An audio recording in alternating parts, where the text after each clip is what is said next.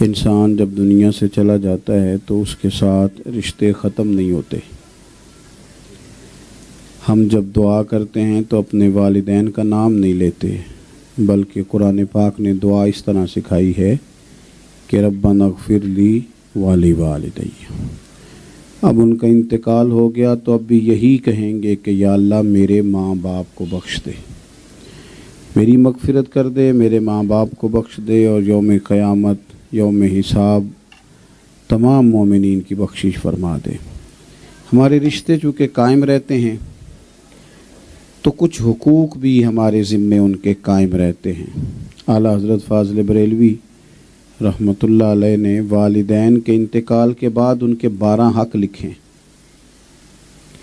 ان کے کفن دفن کا بندوبست کرنا، جنازہ، تدفین، ایصال ثواب، دعائے مغفرت، اگر ان کا ذمہ قرضہ ہو تو اداد، اپنی بساط مطابق اس کو ادا کرنے کی کوشش کرے، جو نیکیاں وہ کرتے تھے انہیں جاری رکھے، ان کے رشتوں کو نبھائے، زندگی میں جو ان کے تعلقات تھے ان تعلقات کو وہ نبھانے کی کوشش کرے۔ تو اسی طرح ہمارے ذمے جو حقوق ہیں مسلمانوں کے، ان میں سے ایک بڑا حق یہ ہے کہ ہم جانے والوں کو اچھے جملوں سے یاد کریں۔ اس بنیادی بات کو ضرور یاد رکھے۔ نبی پاک صلی اللہ تعالی علیہ وسلم نے فرمایا ہے اذکروا محاسن موتاکم، جو لوگ تم میں سے چلے جائیں ان کے محاسن کا بیان کرو، ان کی اچھائیوں کا ذکر کرو، اچھی چیزیں جو ان کے اندر پائی جاتی تھیں صرف اسی کا بیان کرو۔ کیوں؟ اس لیے کہ مومن زمین پر اللہ کے گواہ ہیں۔ یہ جب کسی کو اچھا کہتے ہیں تو اس پر رحمت کا نزول ہوتا ہے، اس بندے پر فضل کا نزول ہوتا ہے۔ مومن کسی کو اچھا کہتے ہیں تو ایک تو ایسا نہیں ہے کہ جو لوگ دنیا سے گئے ان کے اندر کوئی کمزوری نہیں تھی، ہم انسان ہیں، سب کے اندر کمزوریاں ہوتی ہیں، غلطیاں ہوتی ہیں، سستیاں ہوتی ہیں، لیکن ہمیں یہ حکم دیا گیا کہ جب کوئی رخصت ہو جائے تو صرف اس کی خوبیوں کا بیان کرنا ہے، پھر اس کی خامیاں ڈسکس نہیں کرنی۔ کوئی ایسی بات نہ چھیڑیں جو بات اس طرح کی ہو جس میں کسی کی کمزوری کا پہلو نمایاں ہوتا ہو۔ دوسری بات یہ کہ ان کے لیے مناسب ایصال ثواب کریں،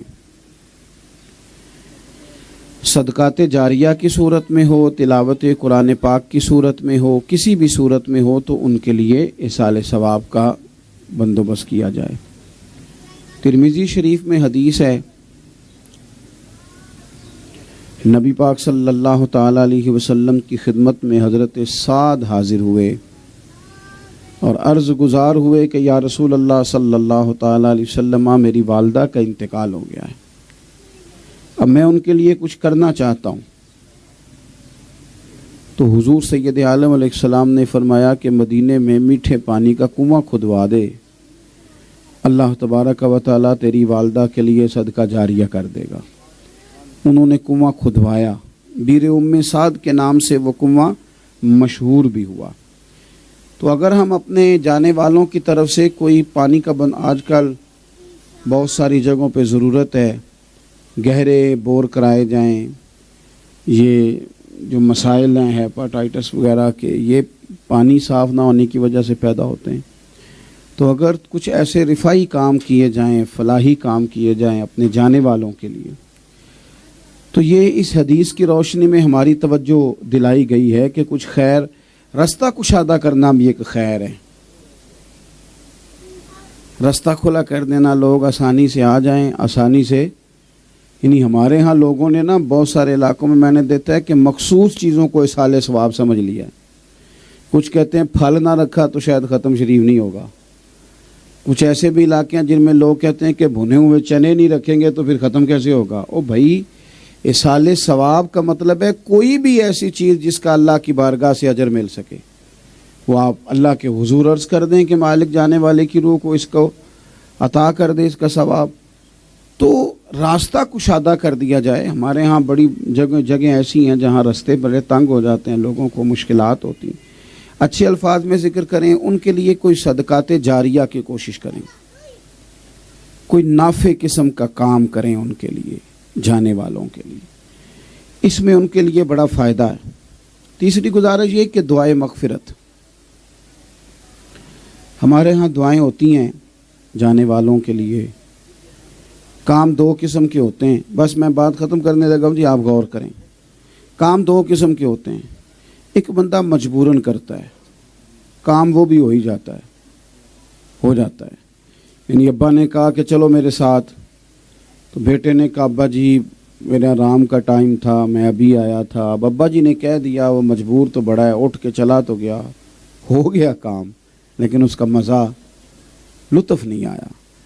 لیکن والد صاحب نے کہا پتر جانا ہے. اس نے کہا ابا جی آپ جھچک جھچک کے کیوں کہتے ہیں، آپ حکم کیا کریں، کوئی حرج نہیں، آج میں 1 گھنٹہ کم سو لوں گا، کیا ہو جائے گا.